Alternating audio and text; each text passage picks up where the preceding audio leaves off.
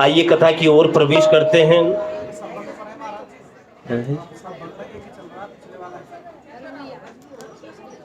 श्री राधे श्री राधे। बोलो राधा रमण सरकार की, राधा सरकार की। और इसी वंश में आगे चलकर ध्यान देंगे।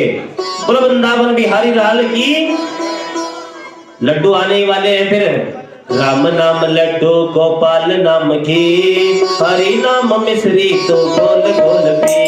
राम नाम लड्डू गोपाल नाम की, हरि के नाम मिश्री तो गोल गोल पी। राम नाम लड्डू गोपाल नाम की, हरि नाम मिश्री तो गोल गोल पी। राम नाम लड्डू गोपाल नाम की, हरि के नाम मिश्री तो गोल गोल पी।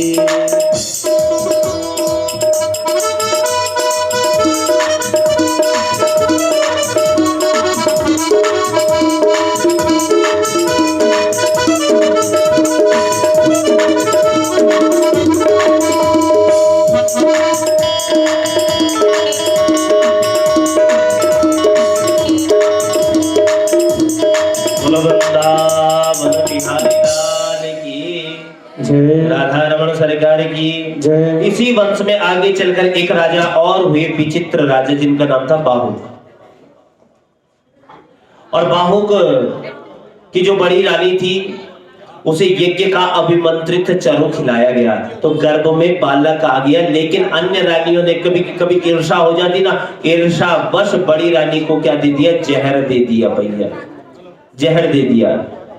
देखो वार्तालाप ना कर रहे हैं ना।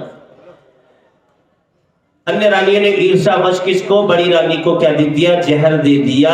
और गर्भ में बालक के विनाश के लिए गुरुदेव वशिष्ठ की ने अपनी मंत्र शक्ति से गर्भ में बालक को मरने नहीं दिया। और आज जिस बालक ने जन्म लिया तो जहर उसके सर पर रखा हुआ था, गर के सहित उत्पन्न हुआ, जो उसे ही हम सगर कहते हैं। बोलो सगर जी महाराज की।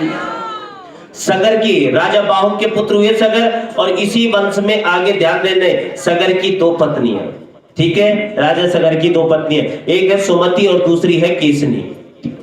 केसनी के हुए असमंजस और सुमति ने एक मांस पिंड को जन्म दिया।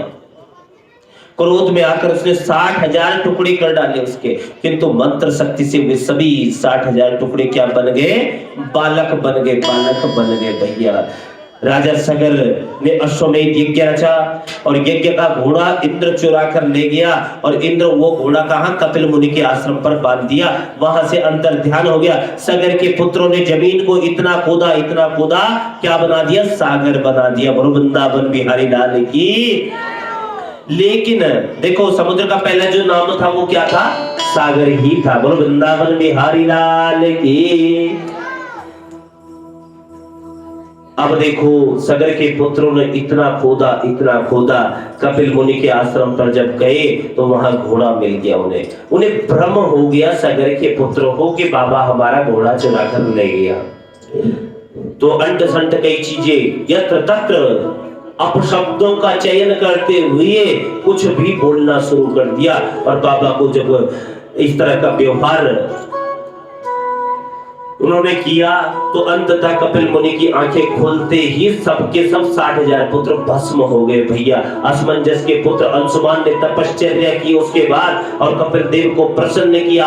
महात्मा कपिल ने कहा कि भगवान के, यानी भगवान वामन के चरणों से निकली हुई जो गंगा है उसे ब्रह्मा जी ने अपने कमंडलों में रखा है। यदि वह आएगी, वो गंगा आएगी तो ही तुम्हारे पुत्रों की मुक्ति होगी, तो ही मुक्ति होगी। अंशुमान ने ब्रह्मलोक से गंगा जी को लाने के लिए बहुत समय तक तप किया, बहुत समय तक तपश्चर्या की, लेकिन वह तपश्चर्या में कामयाब नहीं हुआ। फिर अंशुमान के पुत्र हुए दलीप, और दलीप ने भी बहुत भजन जप तप नियम साधन किया। देखो मैंने कहा ना कई जन्म लग सकते हैं, लेकिन अपने तप को ना छोड़ो भैया, अपने तप को ना छोड़ो। जो तप आपको मिला है वर्णमाला का 16वां और 21वां अक्षर है ता और प, तप तप तप। यानी बिना जीवन में बिना तप के कुछ भी नहीं है। इसके बाद उनके पुत्र अंशुमान का पुत्र जो हुआ दिलीप ने भी बहुत भजन किया लेकिन न ला पाया गंगा जी।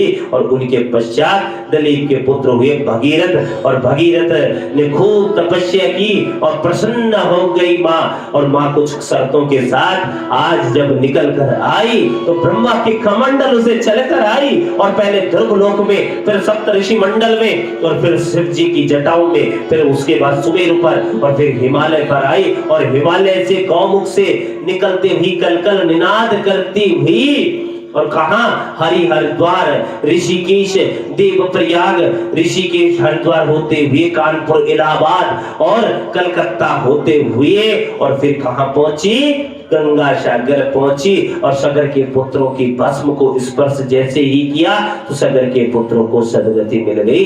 बोलो वृंदावन बिहारी लाल की, बोलो गंगा मैया की।